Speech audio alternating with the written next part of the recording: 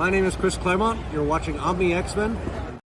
What is going on, everybody? Happy Tuesday. We are back with another episode of OMNI X-Men. We're talking issue 167, which I got my copy right here. Beautiful reader copy. Of course, if you don't know the show, we always read books from the Omnibus from Chris Claremont's series. We're on the series volume number 3 right now. And yeah, I feel like it's been a while since I've streamed. I mean, probably been a while since I've streamed on my own, but even as the OMNI X-Men, because we took a little break last week, and then yeah, we've been going back and forth, me and John, on each other's channels, of course. So before I go any further, let me bring in my co-host here, my man John from John's Comics with Kids. Yo. Heyo, how we doing? How we doing? I got the newsstand to go with your nice. The direct edition. Yeah. It's I think you're just still a little hungover from Atlantic City. Maybe that's what's throwing off your StreamYard skills here. Could be. I should have kept a pillow right nearby, so when you guys start talking, I can kind of get. We'll just shout at you when we need to forward the slideshow another slide. Yeah. Just yeah, exactly. How you doing, man? I'm doing all right. It's been a couple of weeks. Happy post Valentine's Day. Hope everybody's recovering from the pink hurricane. Dude, you've been killing it on your channel. I feel like you've been putting up a lot more content. I can't keep up now. Lots of shorts, man. I'm being trained by the best. Shorts are the way to go right now. Your channel will blow up. That's the basic advice you need right there. Apparently, that and reading Harry Potter. You know, well, that is always a good thing. Oh man! All right. Well, I'm excited to break down this issue. Of course, we got a special guest tonight. Trying to think if our guest has been on my channel before. Definitely has not been part of OMNI X-Men, but definitely have hung out with him a bunch of times. He's somewhat local to me here on the East Coast.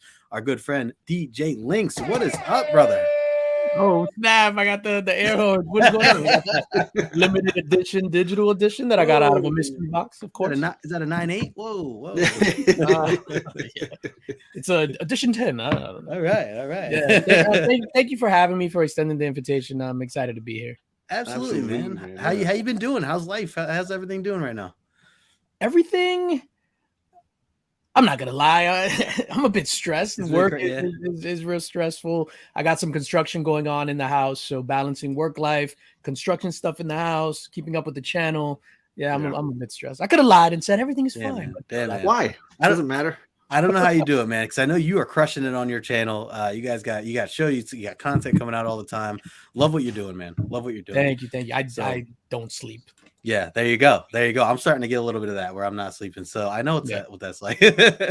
Well, for everybody watching, whether you're here live with us now or on the replay, make sure that you are subbed up and following DJ LINX. I put his information in the description below. Definitely check out his channel. Definitely hit him up over on Instagram as well.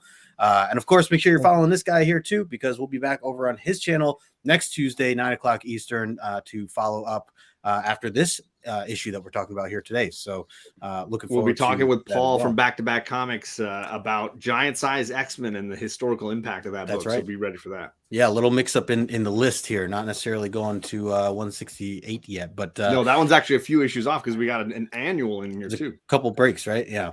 So man, the annuals are always good. It'll be a while before we get to hear a little bit about Professor X as a jerk. Yeah, a little tease to tonight. There you go. All right, before we get into it, I see some people hanging in the chat, so let's say a quick hello.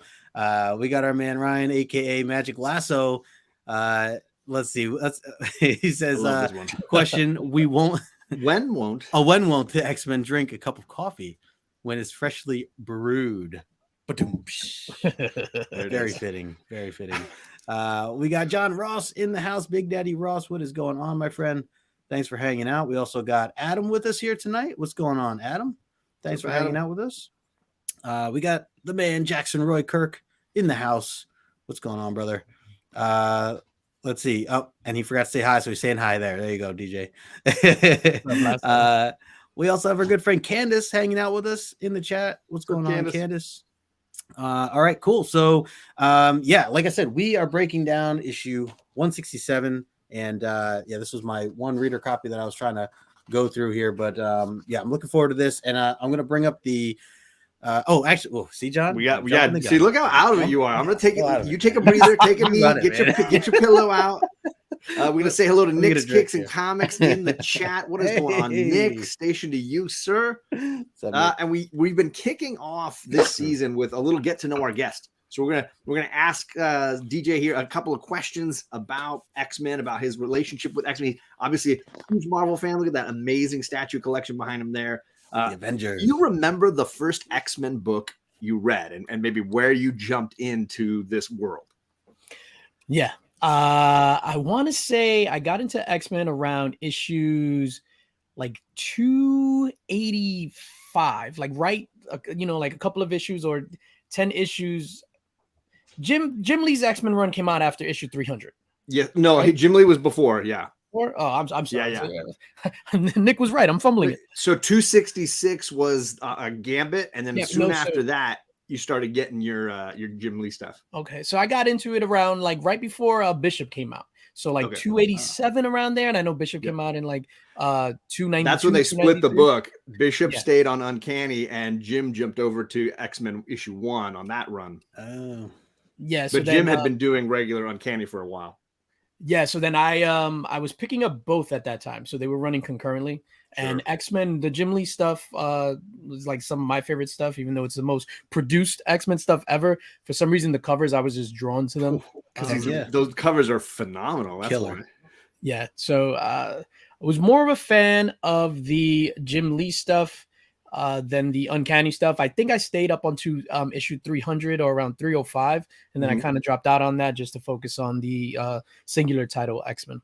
Nice. Very and then, nice. okay, if you were going to have one mutant power for yourself, which mutant's ability would you pick to have for you? Oh, man. Probably Shadow Cats. Oh, Kitty, there you go. Perfect timing, too. Not for anything perverted or anything like that. Sure. But I mean, I think the underappreciated part of Kitty's power is the levitation, right? Because obviously she can phase through walls and stuff, but she's also able to go up and down based on like her ability to float through a floor. Like it's not like she goes insubstantial and then just sinks into the center of the core of the earth. She can levitate herself up and down. So there's other layers to her ability. Plus, I don't know if you've been reading Marauders at all, but she sword fights really well when she can phase in and out. Nice. And that's how old school I am. I referred to her as Shadow Cat. Yeah, that was how I first discovered her, but we've been seeing her as Sprite and Kitty Pride and another, now she's Kate. Captain Kate. Yep. Captain Kate. Yeah, man. That's awesome. Hey, want to say a quick hello to Big O, who's hanging out with us. He agrees about the Jim Lee X-Men stuff. Legit, absolutely. Some of those covers absolutely phenomenal. And I would say if you haven't seen them, DJ LINX, I would say the early, it's like the 270s run in there when Jim Lee was doing some of those. There's I love some of those covers where there's one where he's fighting Gambit, Wolverine versus Gambit, looking so cool on the cover. Love it. We also got Kenneth Bird in the house. What's going on, Kenneth? Thanks for hanging out with us. Yeah, Roy Kirk says she walks on water. It's true. It's true. It's a fact. Justin, do you have one question for him? Yeah, one more question. Just overall, who is your favorite mutant character that comes to mind? Whether it's a good guy, bad guy, what stands out to you? When I first got into the X-Men, Wolverine was my guy. More so because I gravitate towards violence, and he was a violent character. Yeah. But then I started really liking Colossus, and I found his humanity refreshing. He was like a nice guy. And knowing that back then, it was just like weird. He was just different to me. And when the cartoon came out and they had his episodes, I was like, it was how I imagined him, how he would be from the page to the screen. So I really like Colossus. I was heartbroken when he left with Magneto to join him in that one episode. Yeah, I mean that one issue. I was like, yo, what is going on? He's a gentle giant. Yeah, that was the first like comic book heel turn that I experienced, like when he left with Magneto in that issue. Very cool. I was gonna say very opposite for what you mentioned in the beginning. We were talking about Wolverine. So cool to see that it kind of flipped for you, and like you said, it was just something completely different. So we're big fans of Colossus here for sure. So can't go wrong. Well, very cool, man. Very cool. Yeah, always like to ask our guests a couple questions and get to know you a little bit more. Within the X-Men world and where you stand with things. So very cool stuff. All right, let's get into the issue. I got it all set up here. So of course, first we got the actual the cover, which I want to get your guys' opinion on. I know we talked briefly about it backstage, but John, I'm going to start with you. What do you think of this cover, generally speaking? Well, I mean, I'm super happy that the X-Men could all be there for this important moment, and that Kitty Pryde got away from her jazzercise routine and wore, she didn't have a chance to change in between, but she's got the outfit still going with the puffy shoulders and the knee highs and everything. It's a great piece of art in general, like really well crafted, really well, like the background, foreground, middle ground, everything's working really, really well here. The biggest critique besides Kitty and yet another costume change is it just has almost nothing to do with this comic. That's my big shot fired at this book. That's fair. Totally fair. LINX, what about you? What do you think of this cover when you first see it? Yeah, I mean, it's an iconic cover. We, recognize it when we see it. But yeah, like John said, it has nothing to do, or almost nothing to do, with the issue. What I like about it too is just the sadness that it conveys. Like, it's going to be a serious issue, although it has nothing to do with the inside. But it's definitely an iconic cover. Yeah, for sure.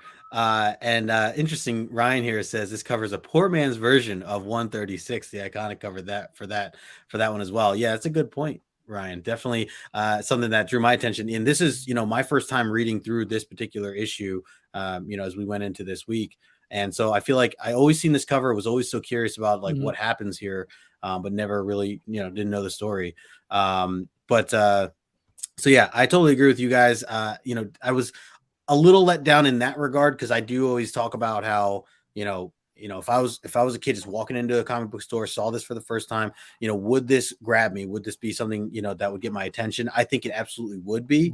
But I do feel that we don't really get this emotional moment in the way that they present it here. And especially, as we get into this issue more, this issue covers a lot. I mean, there's a lot of like small moments going on, especially as we get towards the middle and end of this. So again, I don't know, I feel like there were a lot of things they could have put on this front cover, I guess, instead of this. So but yeah, so interesting stuff. Quick hello to Shop for Comics hanging out with us. Been seeing a lot of his artwork going around, seeing John, I know you've been throwing up the John Doom, and now JP has his own Nightwing.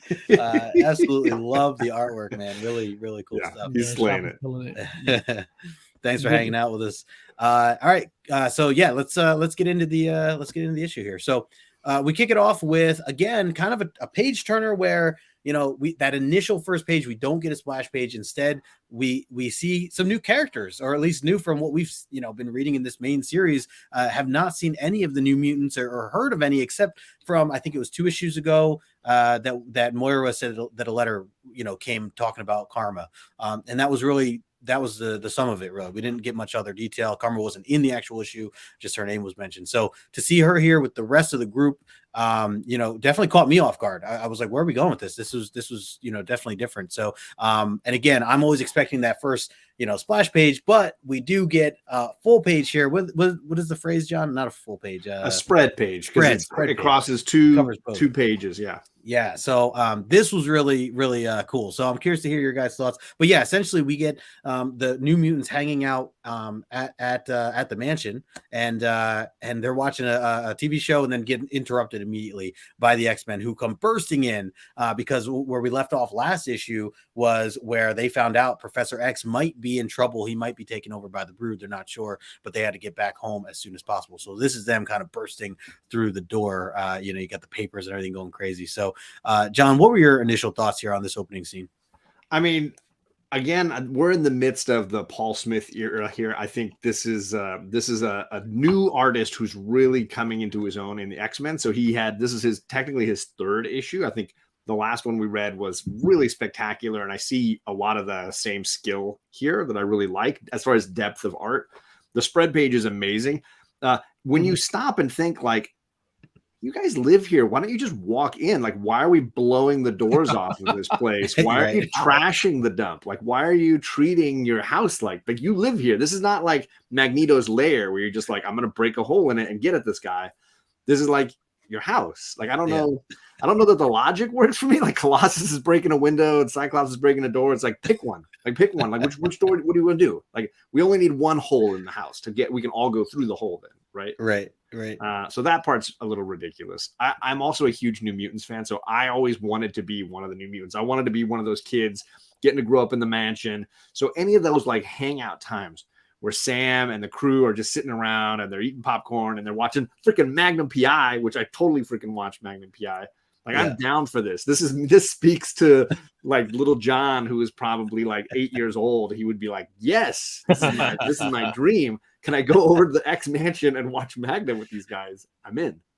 For the record, I've never watched Magnum PI. I know there's a new version of it out right now, but when I read that, I assumed it was that, but I didn't want to assume. So I was like, oh, okay, he says, "Way to go, Magnum! Look at that man move!" And then they're talking about how good looking he is. Yeah.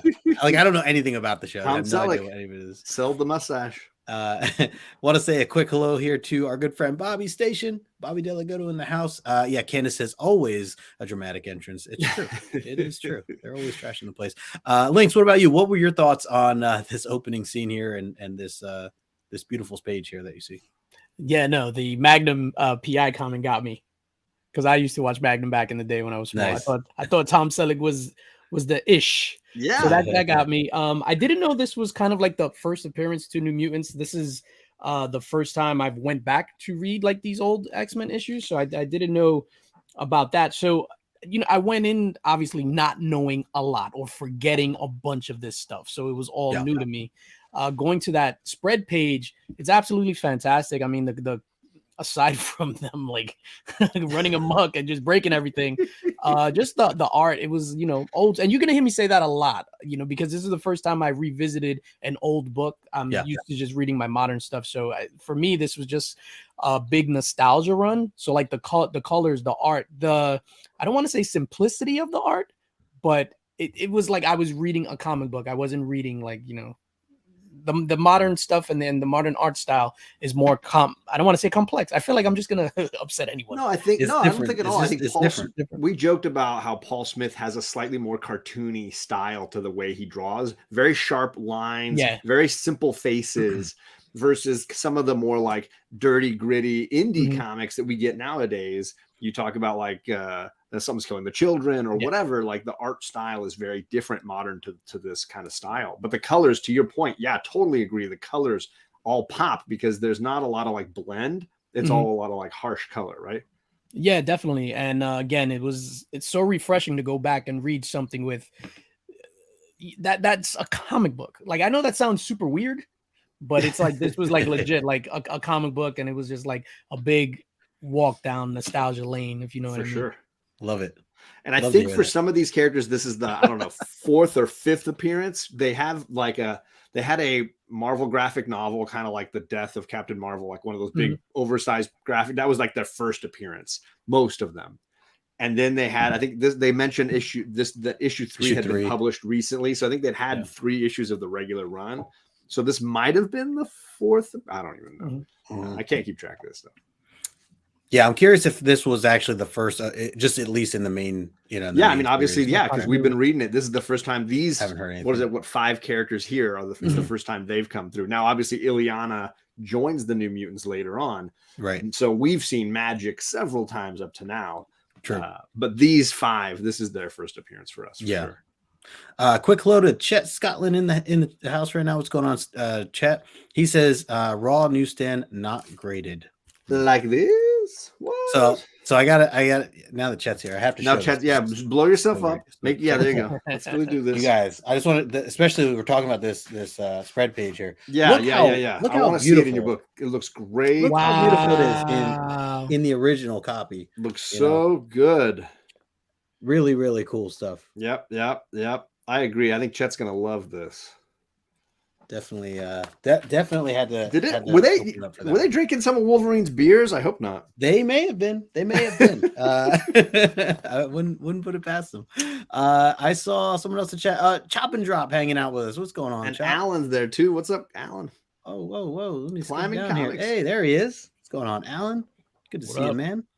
All right, cool. Yeah, so let's keep this going here. So a couple things. So as they jump into this massive brawl immediately, so you get Cannonball. And one thing I should clarify, I mean, I kind of mentioned it already, but I'm very new to these characters, other than what I've read a little bit of from some of the more recent, Hickman stuff. Very new to never read the New Mutants, like the original New Mutants or anything really that came even after that. So even to their names to a degree, I'm, just getting myself familiarized with. So, that was definitely something I wasn't expecting when I first, jumped into this issue. I'm like, oh, cool. definitely different. And I can just imagine even reading this live when this was coming out must have been really neat too, just to see these characters. So immediately Cannonball takes out Colossus there. Everyone just kind of starts shooting up the place. Even, Cyclops is like, there's no time to explain anything. Yeah, and he just starts using his beams for he even like shouts, what does he say? He says, he goes, these kids we mean no harm. Hit the floor, and stay out of the way, and you'll be all right. Yeah, but he has the time to say that, but he doesn't have the time. Like, he's like, there's no time to explain, but you could just say like what you just said, basically. What is he shooting at? Yeah, right. That too. It looks like a table and some lamps. It's brutal, man. And then you got Kitty Pryde who's sneaking in from upstairs, which I thought was pretty cool. Tying into her abilities, and then Psyche, which is what's her name? Mirage, right? Is kind of current as what her name is now, is what she used to go by as Psyche.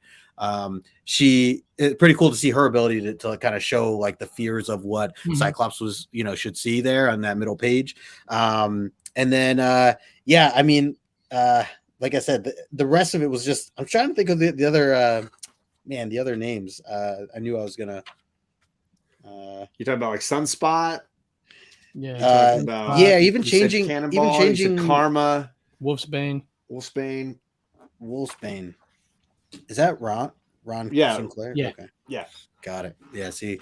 Just thought that was cool. You get to see a lot of different action pace. And then of course they hear a scream up top that they try to go to figure out what's going on. Kitty Pryde, meanwhile, is walking in to sneak up to Professor X to check in on him, make sure that he has not turned into, said brood. And it is hard to sneak around in that outfit too. So kudos to her. Late. Yeah, she is.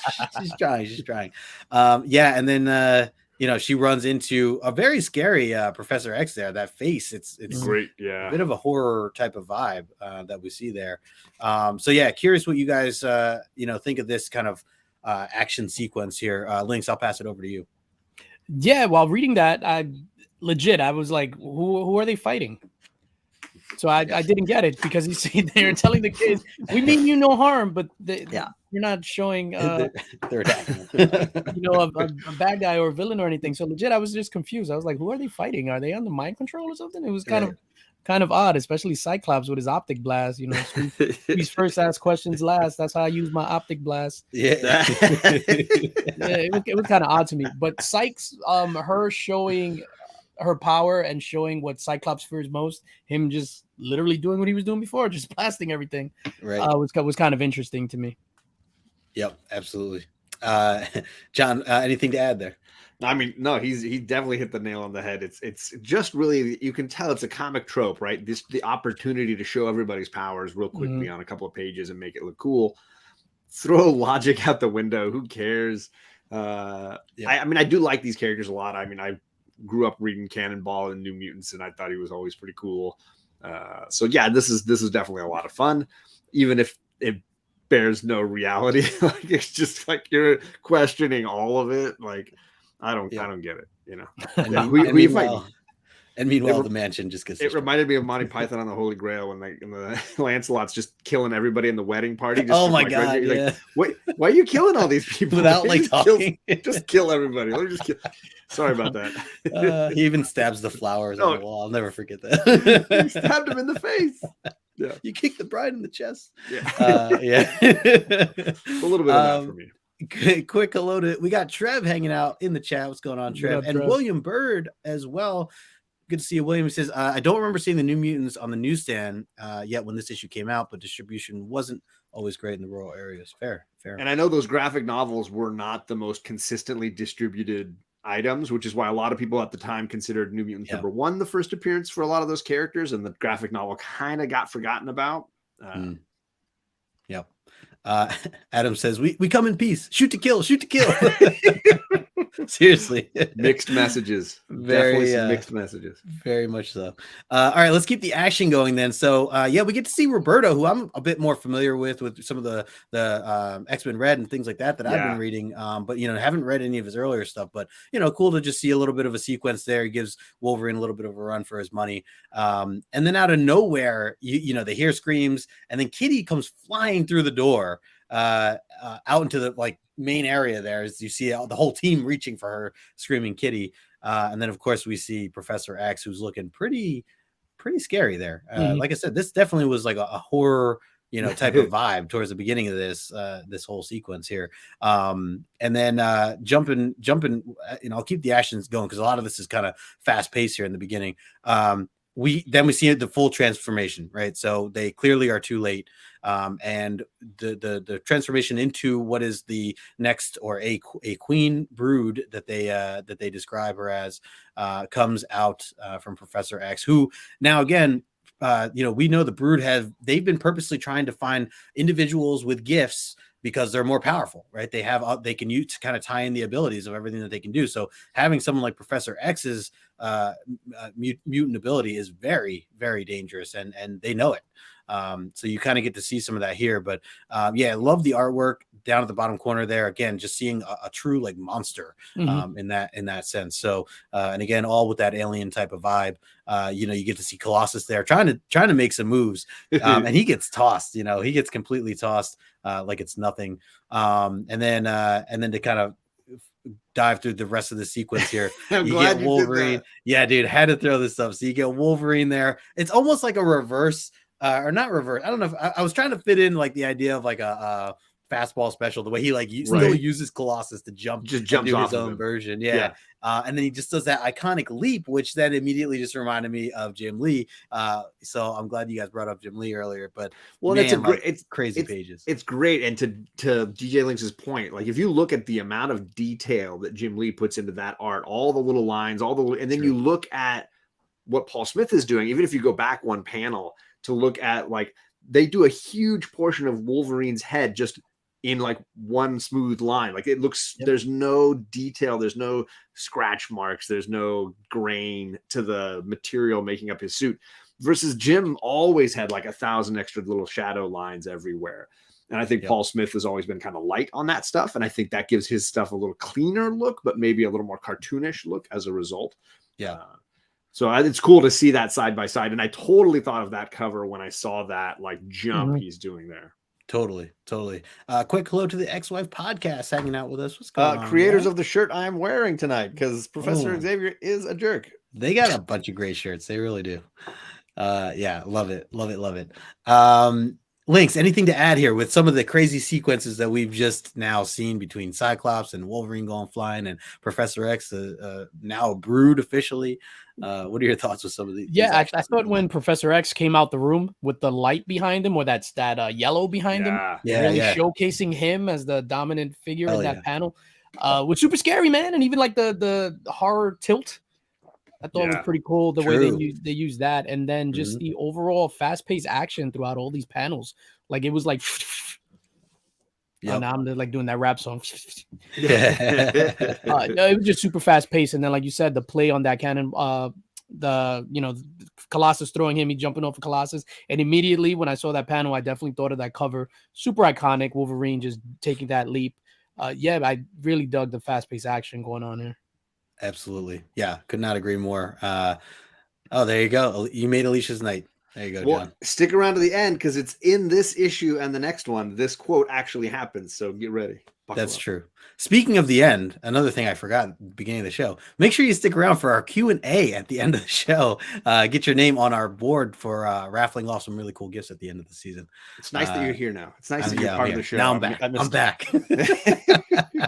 So for me, one of the things I love about this issue is that up until now, the Brood has been kind of an abstract problem, and none of our characters have officially turned into the Brood. Several of them were like dealing with the transformation and then fought it off, or were saved, or were in some way able to defeat the Brood growing inside them. But to finally have somebody completely overcome by it and basically destroyed by it was cool. I think that was a payoff to several issues of this story that finally, and I will be the first to say it, I wanted the cover. I wanted him to die. I wanted it to end the way the cover presents it.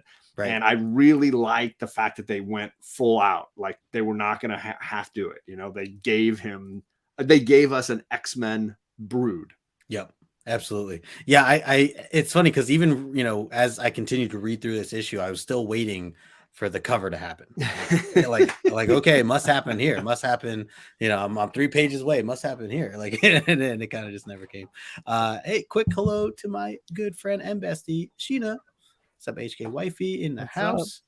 All right, let's keep this going here. So next up I wanted to just highlight this for a second. So we get the whole battle gets broken up, right? Because they're kind of getting their butts kicked, and then finally we got Binary coming back with Storm, which we knew they were kind of lingering off from the last issue that we had read, that they were still around, and Binary and Storm kicking butt together. So happy to see that they both had come back. I will say though, I feel that these panels were a bit brief. And I don't know, I think maybe like I wanted like a spread page or at least a splash page of one of the big punches or something, and it was kind of like wrapped up real quick.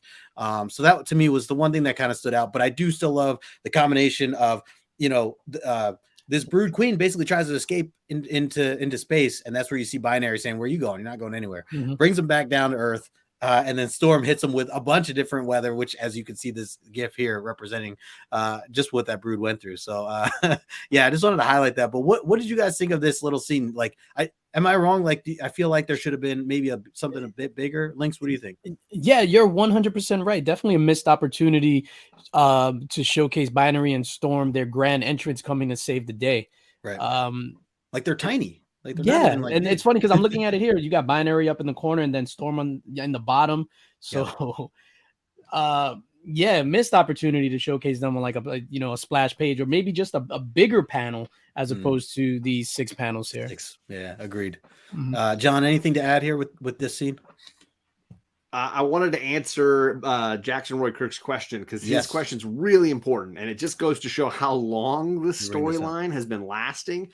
It was way back in issue 156 when Xavier and Lilandra and they were way in outer space struggling with fighting the Brood, and Xavier was captured along with several other characters. That's when they were most all implanted. The better question is, why did his egg take so damn long to hatch when several other characters have been fighting off the transformation way before this? That's the inconsistency of the Brood hatching period is the real question here. But yeah, the big guns, right? Binary and Storm coming in. It would have been great to see a big battle with showcasing. So instead of spending all that time beating up on New Mutants kids, let's showcase fighting the Brood. I think would have been a lot better. Candace says that it reminds her of Chicago weather that they've been having. That was me walking into the train this morning. That's brutal. Wow. Candace. That is brutal. All right, let's keep this going here. So we jump next into love this scene here. So we kind of get like the ending of what happens to the Brood, and they're all trying to determine like how they're gonna basically kill this Brood Queen. And so that scene of Wolverine and Cyclops standing over just reminded me of stomping. Obviously, yeah. So like, just love how they're like, and so this gets me because it kind of goes 2 ways here with Cyclops. At first, he's like, man, like this is really unfortunate. We're gonna have to kill Professor X, and immediately he hears Professor X talking to him, and he's like, "What, Professor?" He's like, "Yeah, no, you're right, Cyclops. You have to kill me. Like, you got to kill me." And his whole demeanor like changes. Everything for one, he's just like, "Yep, we got to do it. I'll be the one to do it. Step aside, Wolverine, even though you're the killer usually." And then immediately switches to like, no one, get back, everybody back. No one's killing him today. Like it was just a little, I don't know, like it's a roller coaster. It was a little quick, a little quick of a transition in his thought process. But it's also the ongoing debate they've had all through this saga of, do we kill these? Are these just mindless beasts? Are we cool with kill? Are we killing now? Are we killers now? Is that what we are now? Right. That constant back and forth, because Storm has repeatedly been sort of this voice of reason.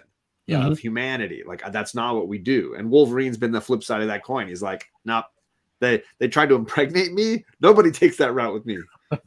Yep. Chess says Wolverine never hesitates. It's true. That's very true. All right, then jumping into this next bit. So I just wanted to highlight. I just love this so little good. So long as there's hope, no matter how slight the X-Men fight to preserve life, to create rather than destroy. Any objections? Lots. None. You get 2 Wolverine So and good. Storm. Yeah, I just love that. And then the New Mutants in the background. Oh, that's Cyclops. Wow. So yeah, I wanted to blow that out for a second. Lasso said we should have inserted JP right there, just being like, I hate that guy.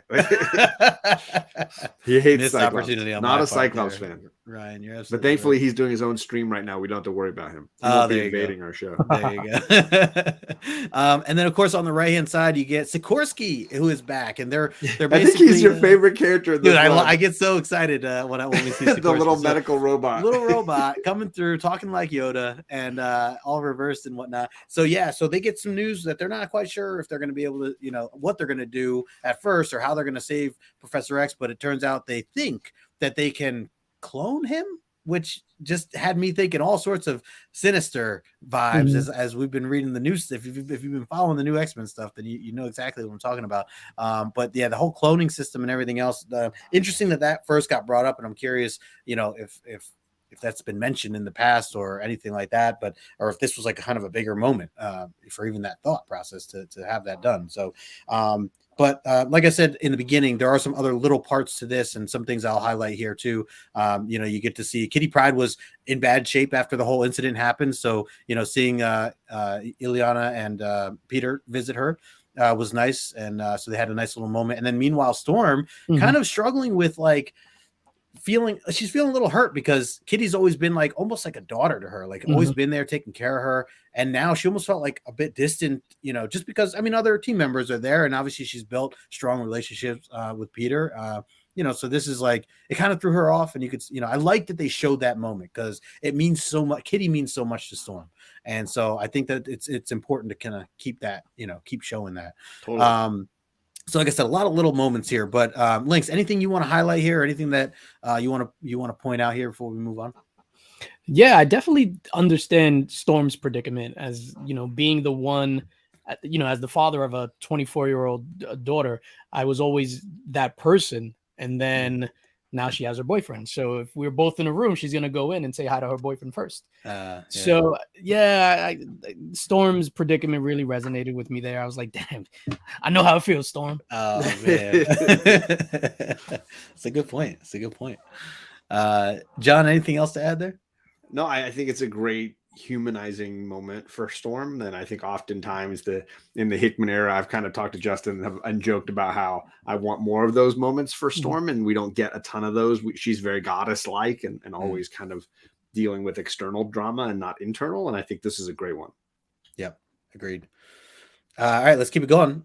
So a couple other things to highlight. Again, these are just some more like little moments, like the big action kind of all passed. We got a lot of it, the first half of the issue, but a lot more of it kind of just some story building, which I do appreciate. I love this Nightcrawler Storm moment right here. Yeah. Okay. Yeah, I was gonna say. So we immediately see Nightcrawler, who's off on the side chilling, and he's down because he's.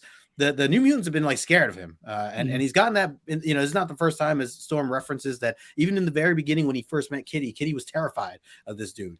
All based on his looks and everything else, and so it's hurtful. And he's kind of got over that. Obviously, him and Kitty have become a very strong, built a very strong friendship since that time. But I think that, and I'm sure that we see this throughout Nightcrawler's history, is like.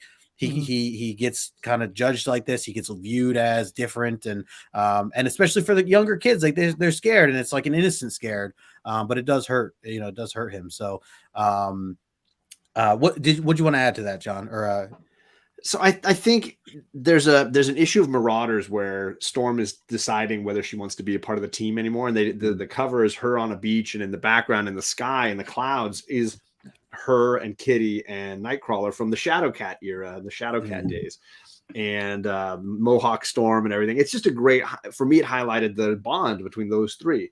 And I think this moment captures it too, that she's looking for someone to mother. And of course she finds someone who is always willing to try to cheer others up as well. So he's coming to her to make a jokingly bow and things. And they sympathize with each other. There's a lot of humanity going on between these two. And of course, I love the New Mutants just geeking on all of it. They're like, this is so cool. We're in space. Holy cow.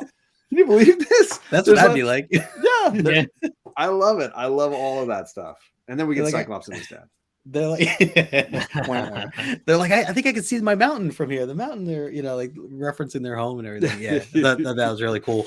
Yeah. So as you mentioned, you get a little father-son moment here again, which, as you know, for those who've been, you know, following along, you know, I have kind of mixed feelings with how dramatically quick that kind of happened, their relationship, and how close they got out of nowhere. But yeah, so you get them talking. He's asking them like, where are you going to go from here? You know, Corsair is just like, look, yeah, I just can't. It's funny because he's like, you know, I come back to Earth and everything's changed, and I'm just behind the times, even though I'm ahead of the times because he lives in this futuristic world in space. You know, when he's back on Earth, he's just, the way he references it, which is true. He's like, I'm just behind the times, but he's so much more technologically savvy, technically, you know. So I like that he highlights that. He does mention that, you know, his parents are around. He's got grandparents, Cyclops' grandparents. He's like, you know, he'd be interested in meeting them. And, you know, Cyclops seems to want to go with him. He seems that, you know, he wants to join the Starjammers and go off into space, which would be, I mean, for some would be happy to get Cyclops out of there, off the team. But yeah, and then you get this little father-son hug, you know, at the end. LINX, what'd you think of this moment here between these two? Yeah, no, it's funny because Ryan says, I love how this seems to be the first moment Scott even thought about checking into his grandparents. And that's kind of what I thought. He's like, I have grandparents? Yeah. Oh my God. It's like, I don't know. Yeah. Because he didn't even know he had a dad like 10 issues ago. Right. I don't know. I just found whatever. Like, I was with the whole entry, like this page. I don't know. It kind of. No, you're right. They should have crossed. It should have like crossed his mind. Like, I wonder if I have any other family, like, or you know, anything else. Like, you think at least. But hey, how long did it take Scott's dad to realize that he had another son he should check in on? Yeah, that's true. That took like 5 issues before he was like, oh yeah, I had 2 boys. Crap. So where's the other one? Where's the blonde one? Overall, I don't know. This didn't do anything for me. This page, yeah, I thought it was kind of corny. And then the hug at the end, it was like, I don't know, too cherry on top for me. So it wasn't just his outfit with the bandana, it wasn't just the pop collar. You have to go back at some point, LINX, and just read some of the other moments that they had, because it's like comical, because they're like strangers and he's mad at his dad for not telling him that he's, you know, he left him as a kid and what the hell. And then like literally a page later, he's like, come on, son, let's go hang out. He's like, all right, dad. Like they're just like father, son, like you're just waiting for him to have a glove standing in the doorway and be like, come on, son, let's go play ball, you know, or something like, you know, just a family moment. And that's probably why like this page I was like about, because we just had that whole thing with Storm and Kitty, and then we had this thing with Nightcrawler right here where he's talking about acceptance and stuff, and there's levels to acceptance. You know, are they going to accept me? It's a different thing for them to, you know, invite me to the table and have dinner with them. So that's like some heavy stuff, and then go to this is like, yay, I have grandparents. Yes, yeah, exactly. Kick rock, Cyclops. Plus, I will legitimately say, as much as I stand up for Cyclops on this show, like his dad is the worst part about him. Like I hate Corsair. I really just everything he's in is just, he brings everything down. He just drags us back down. And I'll agree. In some ways, Scott becomes like immature when he's around his dad. Like I think they don't write him as well when he's around his dad. So I think the worst Scott moments are because of his. I'm going to blame him on Corsair too. There you go. Yeah, so it's almost like I mean, I totally he reverts back to being like a little boy. Exactly. Yep. Chillmonger in the house. What's going on, Chillmonger? He says in 2023, the hug would have been a splash page. Yeah, for sure. It would have been a variant cover. Yes, it would have definitely been a variant. Second print, third print. Yeah, exactly. All right, let's keep this going. So, again, a lot of stuff happens here, but we randomly get this visit from Gladiator. Whoa, Gladiator coming out of nowhere. Did not see this coming. Russell Crowe the Mohawk. I need it now. Yes, Russell Crowe the Mohawk. So yeah, we get Raza, which is cool. We get what's her name? I know it's in here. Hepzibah. Hepzibah, that's right. No Chode, no Chod, no Chod. Yes, there it is. Chode. So I was a little disappointed in that, but you get to see a little bit of the Starjammers. They come cruising in on this cool little vehicle thing, and he immediately starts demanding things. Letters like, I need to see my Empress, you know, and meanwhile she's putting in a like deep thought here on the computer while she's working. She also has a glass of wine, very very casual, as she's doing that on the computer. But he comes back and basically tells her that her sister, Lady Deathbird, who had taken over, like, has gone completely mad. And she's like, yeah, well, everyone in my family basically just hasn't happened to me yet. But they reference a little bit to Fantastic Four 249, 250. John, believe it or not, and I know Chet has been trying to get me to read Hulk 7 for a long time. I actually went out of my way to read these two Fantastic Four issues really quickly before the show. So you still haven't read the annual that he asked you to read like 2 seasons ago, right? But you did stop down to pick up 2 and read 2 because issues these were not his idea. So that's, there you go. I appreciate that. Yeah. So I did dabble in that. It's actually a really fun read. I recommend you guys checking that out at some point. Fantastic Four 249, 250. It's the John Byrne stuff. So I'm like, hell yeah.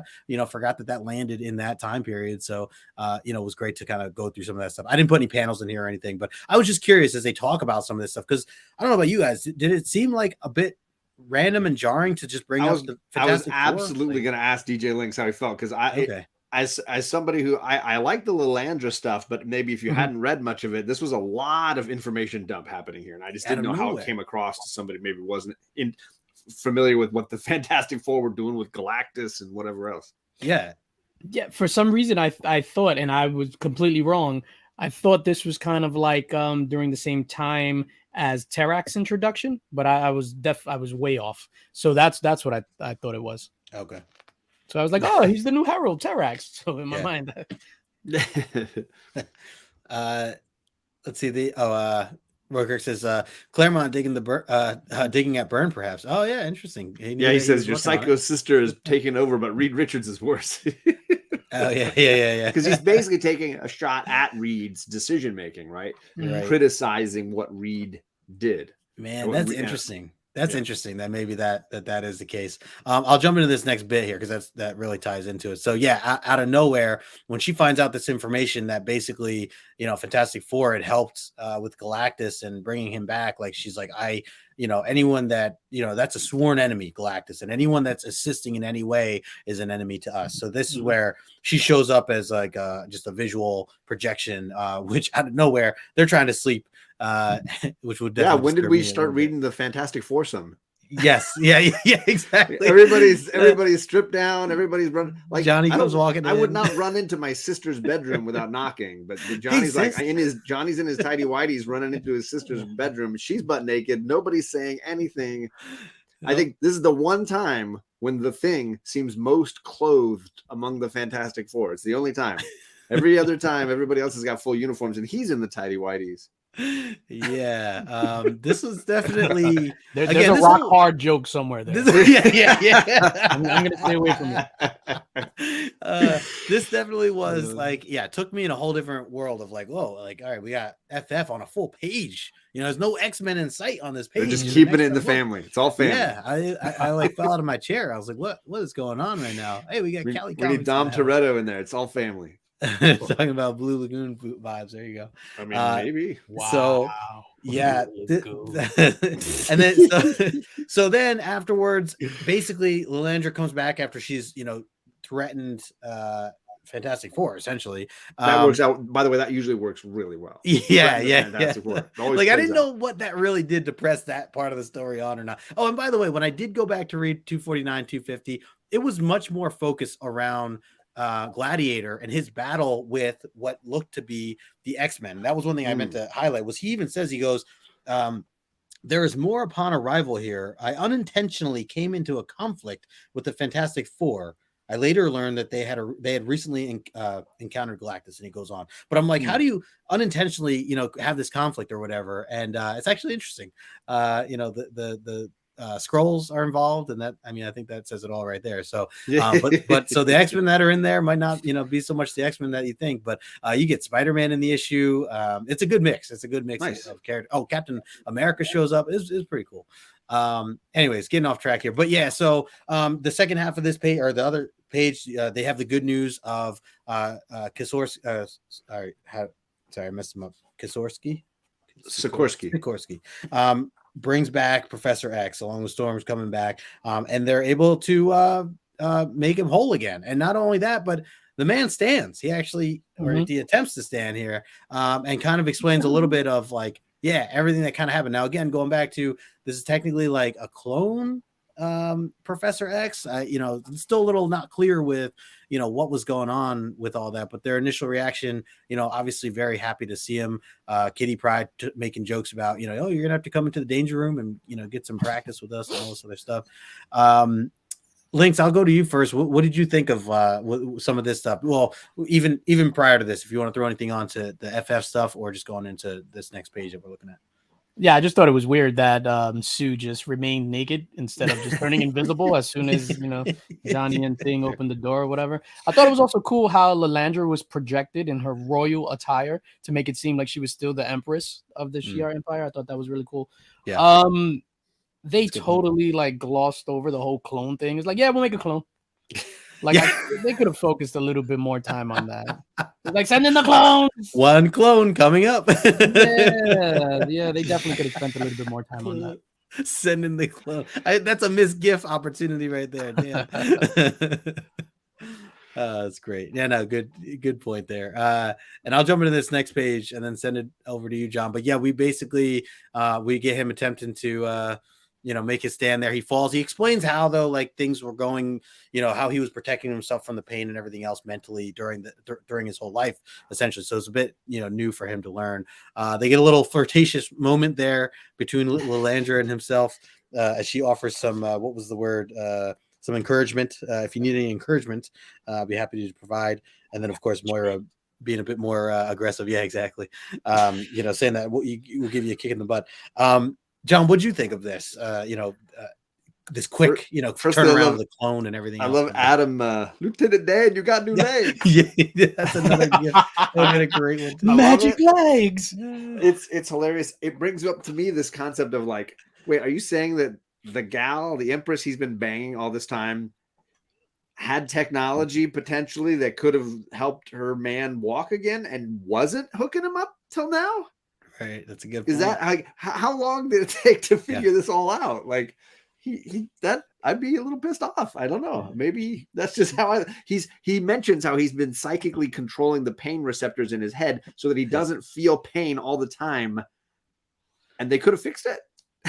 they could well, it only took a few panels and they could have fixed this. It's very, very true. I'm just saying I don't know about that. But yeah, no, obviously, this is the beginning of a new era with a walking Professor X, and we see a lot more of that in the future of this portion of the comic. It is really fast. It is very fast. We go really quickly from he's a brood and he's dead to he can walk and he's all good. Right. Oh man. And keep in mind, again, referencing that cover, me expecting that moment to still happen. Seeing this, I'm like, all right, we're down to like 2 pages. So he falls, and is this it? Is this where they hold him in their hands? He falls down, and then they have the funeral, and then they have the scene. Yeah, but then it's all smiles again. I'm like, okay, I guess it's not. It's not coming. Chillmonger says, because if you make him walk, he can walk away. I love it. Nailed it. Hey, we got Trav in the house. TM Nerdy. What is going on, my friend? Dad bod revolutionary. Good to see you, He's sir. crushing it. He's crushing it with the dad bod. Don't buy any more keys, TM Nerdy. Don't send him any more key books. This is problematic. So we finally get to this last page here. As mentioned, we don't get the cover scene, but so Professor X basically breaks it down and says, hey, sorry I never got to really introduce the team since I was sick, but these are the new mutants that I've been talking about, and they're going to be living here. And the cool thing is, Kitty is going to now have some students that are her age, and she can actually be part of younger generation and learn with them. And they're like, well, wait a minute. Kitty's like, I'm an X-Man. What are you talking about? I'm not learning with them. And he's like, no, you're off the team. Yeah, no, you're going to be studying with them now. And he kicks Kitty Pryde off the X-Men. And that is how the issue ends. With the words Professor Xavier is a jerk. Is a jerk. Right there at the end of the issue. Next issue in bold letters. You're off the team. Yes, not fair. Yeah. LINX, what did you think of this? you know, I mean, I guess if you knew kind of the generalized story that at one point Kitty gets kicked off, you know, might not be a surprise, but like, you know, just in general, what do you think of this decision here at this time with Professor X and Kitty? Yeah, I was not expecting it at all. I thought he was gonna, you know, when he's focusing on Kitty Pryde at the end, I thought he was gonna say, "Hey, you did a good job when everybody went in and shot up the house. You went and focused on me and tried to save me and stuff. You've earned your spot on the X-Men." And he did quite the opposite, which was insane to me. Yeah, treat her like a kid. Yeah. That's my podcast. Justin says, "Guy gets new legs and he thinks he runs the place." Not cool. Quick hello to our good friend Tony, Old Wolf 65 in the house. What's up, Tony? Yeah, no, you're right, man. Definitely opposite from what I would be expecting too at a time like this. She's proven herself, like you said. I mean, how many times, and like even in just the Brood saga, how many times has Kitty Pryde saved everybody's ass? True. Like how many times has she rolled up and been asked to be like, oh my God, our spaceship is decompressing. We're all going to die. Somebody needs to go outside of the spaceship and fix it from the outside. Let's send the 12-year-old. Like, how many times has it broken down like this? And then he's like, you're fired. Yeah, get out off the team for good. Baloney. Yeah. Baloney. It's, brutal. I'm not here for it. We all know it's because of all the constant costume changing. Changes. He's really just offended this whole time. She put roller skates on an X-Men suit. Like it's just not. It's not right. That's what it's about. Drawing lines in the sand. Yeah. Well, we get to the end of the issue. By the way, this is like record timing. I don't know what's happening right now. LINX, usually we're at like the 11 o'clock mark, so I don't know how I'm here right now, but we still have a lot to go because we have our questions, so people stick around here. But before we even get into the numbers, because we do have numbers, want to get your general thoughts as we close this issue out. So just as a whole, John, what did you think of this issue, and how would you grade this overall? I mean, I think it's definitely a roller coaster ride with the highs and the lows. And there's things I really love about it. I just wish they had paid it off correctly. Xavier needed to die. I'm just saying it needed to die. So like it drags this issue down. So there are parts of it that I absolutely love. I love that they committed to killing Xavier, that they committed to the Brood taking him over and the team whole fighting him. I think the plot in this issue is an absolute train wreck at times, and it's just all over the place.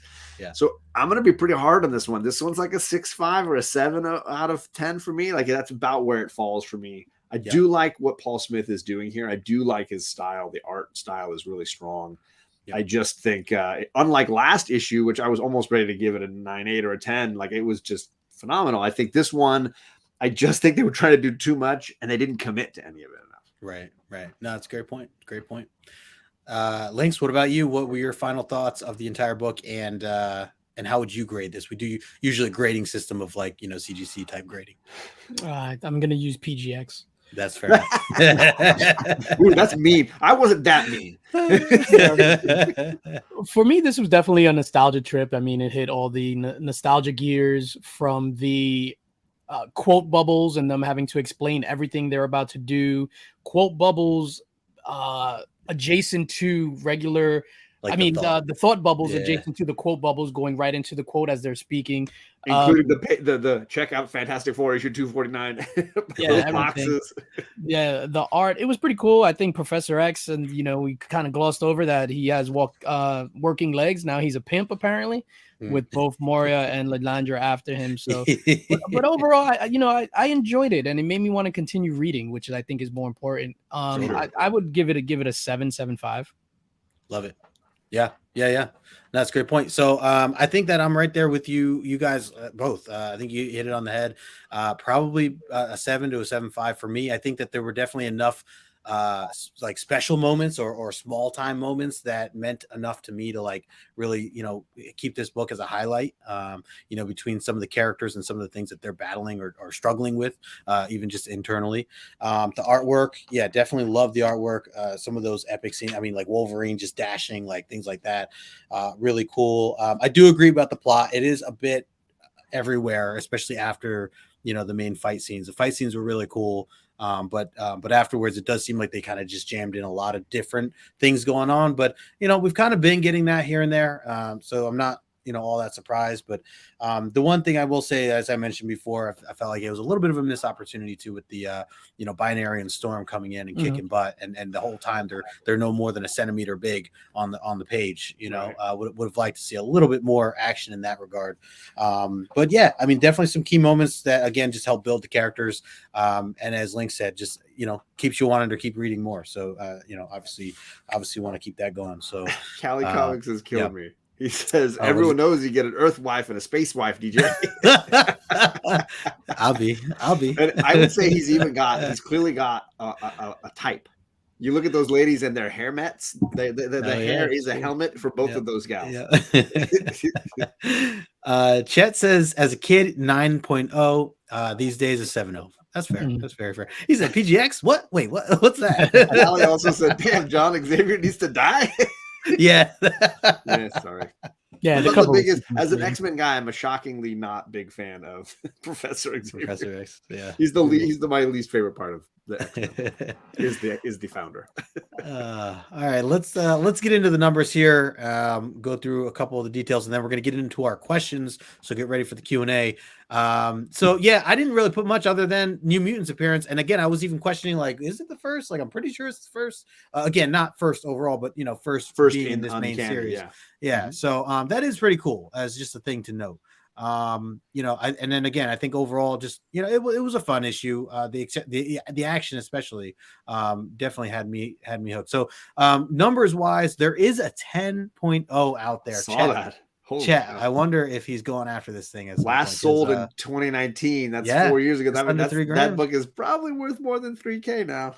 Yeah, man, and it's got to be tough with the black spine and everything. The colors, like mine's got a ton of spine ticks. Same, yeah, it's not easy. And then after that 10.0, you have 240 9.8s, fair market value of $170, and then jumps down to 9.6s at 143 on the census.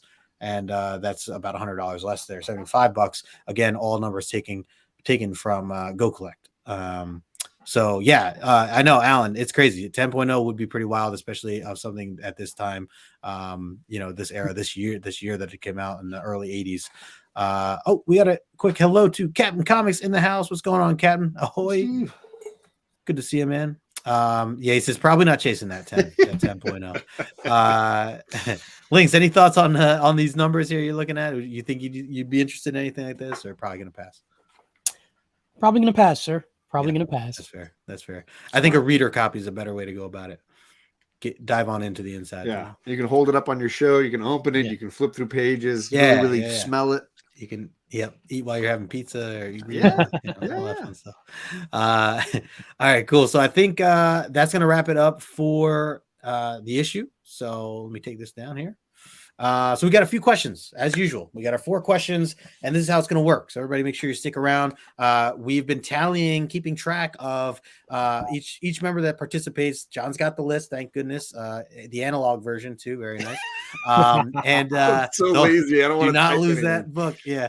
And so we're going to be raffling off, as you guys know, at the end of the season, a ton of different things. We're working on artwork right now that we have in the works. John has a mystery box that he gives away. We have some friends that are throwing stuff up too, like chat, for the end of the season. So definitely want to be around for that.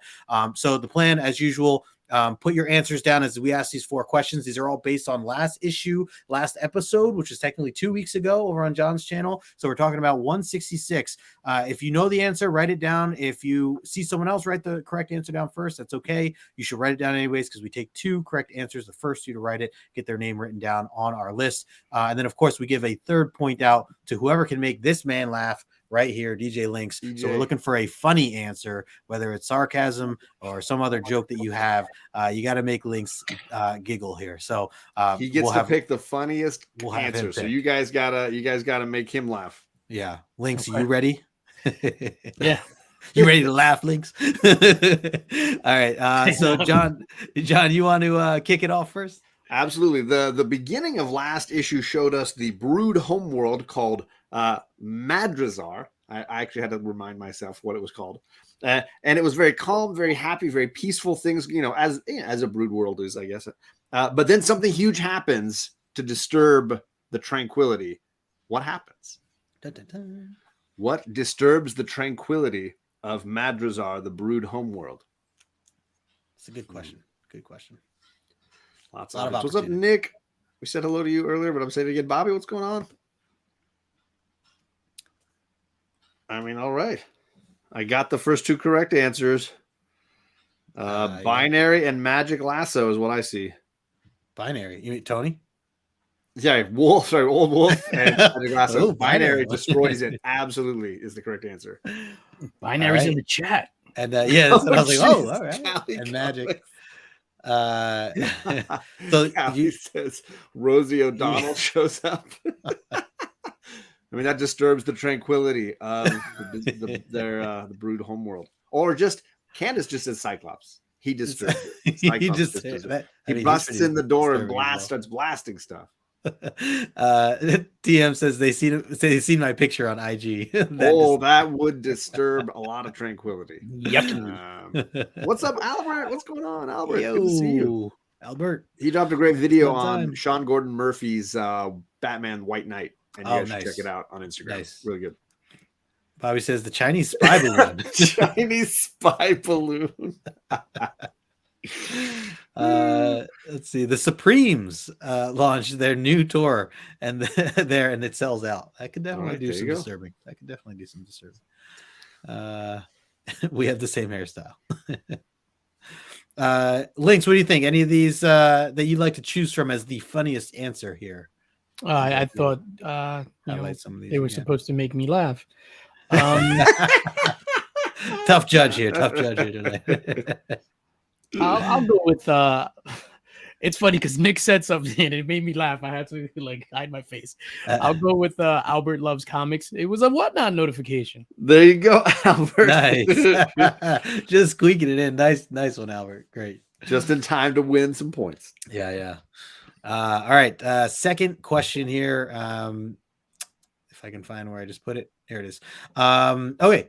That's from last episode. Which singer did I say that Peter Colossus looked like last issue? There was an artist that I compared him to. Specifically, a singer. Who was that singer that I compared Peter to from last issue?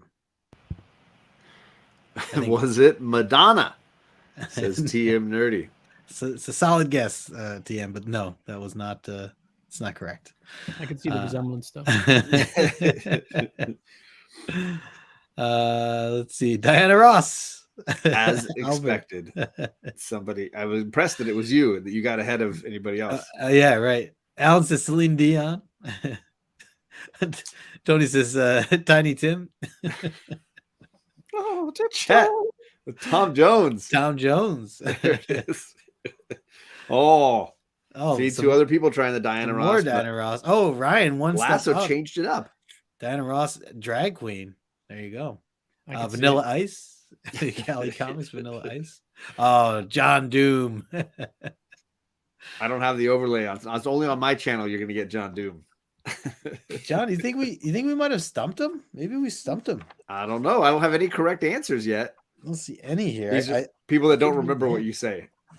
Yeah. I don't know what Justin said. It's 2 weeks ago. I'm supposed to remember the singer that Colossus looks like. I'm gonna hold it up here. Just see if anybody can get it here. So there he is. All right. The question, Candace, is which singer did Justin think that drawing of Colossus looks like? Name that singer. Rick Astley. Solid. All right, I do see 2 correct answers here. We got my man Callie Comics. Boom. Sorry, I'm totally on screen here. My bad. And then we got Alan. Elvis. Alan, is that your first one? Yeah. No. I think it is. No. I'm going to write it down, but I think it might be the first one for Alan. Alan, we'll make sure all your points are counted for. I screwed that up one time before, Alan. With Candace. But I haven't been drinking tonight, so I have no excuses. Well, we'll reconfirm. Candace says Johnny Cash. I like it. Shawn Mendes, Albert. All right. Any humor here Yoko. LINX. Oh no. Yeah, I gotta go with Diana Ross and drag. There you go. There you go, Ryan. Lasso playing Love his it. cards well. There's a further. Yeah, very nice. Good change up there too. Yeah, right. All right, go ahead, Joe. All right, my question is: at one point, Wolverine gets captured. They put him in this big metal shackle to tie him up or strap him down. How does he escape the shackles? What does he do to escape the shackles? See, I got to work on my open-ended questions. A lot more opportunity for. Well, I mean, let's see what people think. You know.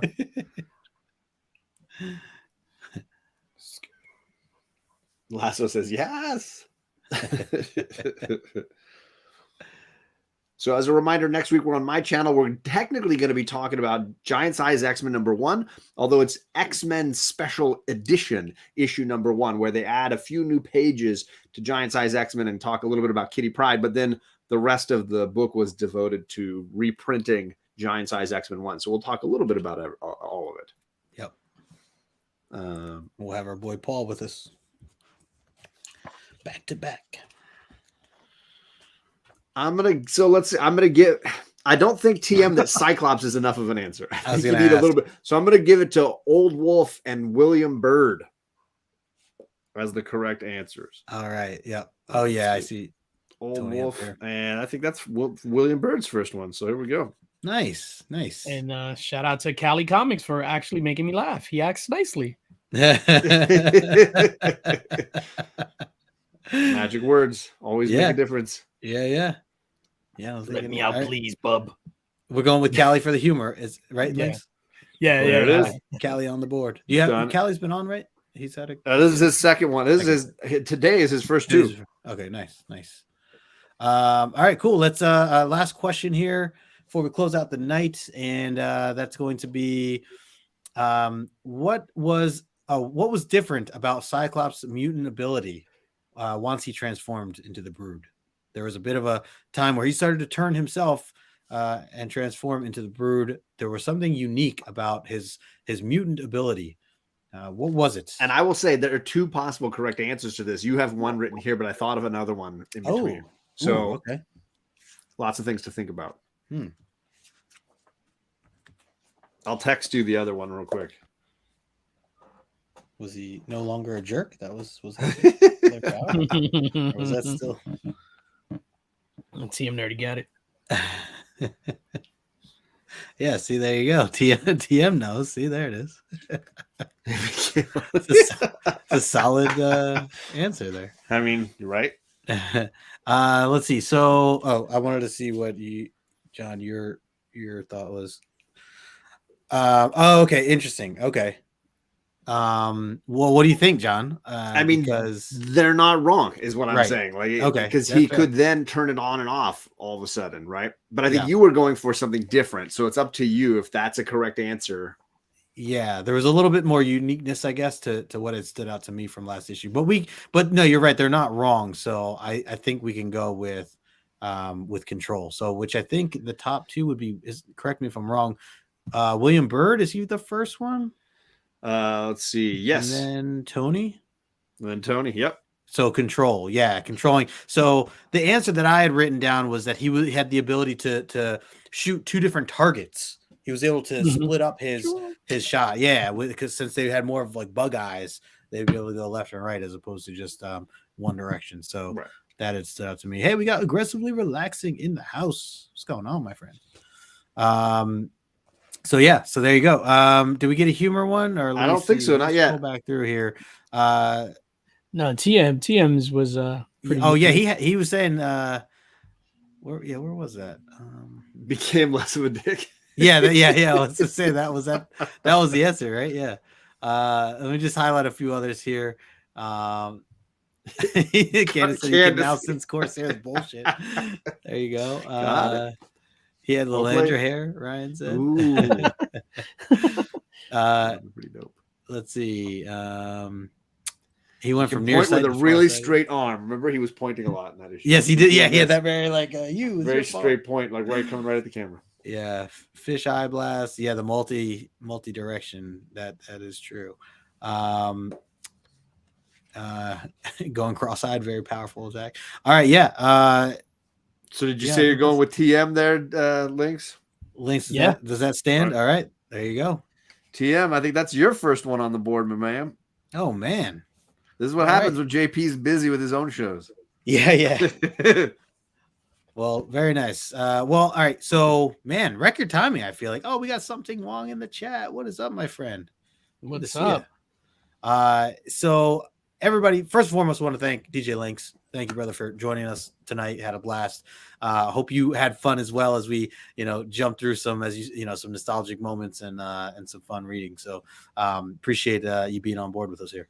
Yeah, absolutely. Thank you for the invite. I had a lot of fun going through this issue, and like I said before, the most important thing is it makes me want to keep on reading it. So I'm going to try to work that into my my very long reading list. Yes, do it, man. Hey, so technically we'd be breaking this next issue down in like 3 weeks because we have 2 other like sidebar issues that we're doing. So if you want to jump in the chat and we'll break it down together. So but yeah, man. We appreciate you taking some time. Everyone that's watching right now, if you're not following DJ LINX, make sure you do so. I put his information in the description below. And also, LINX, anything you want to highlight? Some things that you have coming up? I know you have a ton going on in the channel, but anything you want to highlight here coming up in the next few days? Yeah, tomorrow I'm dropping a short. John hit it on the head. The shorts is the way of the future. So I've been experimenting with that. And then Friday is the staple of the channel. I'm sorry. We have In the Mix at 9 p.m. Where Nick's Kicks and Comics, Remy Q Studios, Tyler from Wack Comics, and Mark from Legion of Comics join me, and it's a good old time. Love it. I just giggle. It's a great hangout stream. If you guys like hanging out in live streams, it's one of the best. Yeah, and it's sometimes we're not as politically correct as we can be, but we have a lot of fun. Love it. Very cool. Well, like I said, information is in the description below. Make sure you guys are subbed up and check them out on Instagram as well. John, what about you? Anything coming up for you? So Thursday night, I'm over on Mr. Comics 89's channel, and we're debating Dr. Doom versus Kang the Conqueror. Who would win? Nice. I am, of course, on side Doom. John Doom is there to represent. I also get my Doom bots. He gets some variants, but they all basically have the same powers. They're lame. Instead, you got Dr. Doom in his full suit and his Doom bots. We're gonna smoke that fool. So you better be there and vote in the chat because Doom is gonna win. John, you ever consider being like a salesman or a hype man or anything like that? You really get it swaying one side there for that stuff. Yeah, very cool. And again, a reminder, make sure you guys are subbed up to John if you're not already, as we will be back over on his channel next Tuesday. Hey, we're on the road to 2K over there. I'm chasing down Legion of Comics. I'm right behind. I'm like, trying to gain on that guy. There you go. So make sure you go on 2K. I'm gonna be doing some kind of a big giveaway, lots of fun prizes and stuff. Probably do a late night drunk, just give away my whole collection stream. Those are the love best. those nights. Yeah. Very cool. All right, gang. Well, that's gonna do it for us here. Appreciate everybody hanging. As always, we'll see you on John's channel next week. Have a great weekend and smash that like button on the way out. Cool. Peace.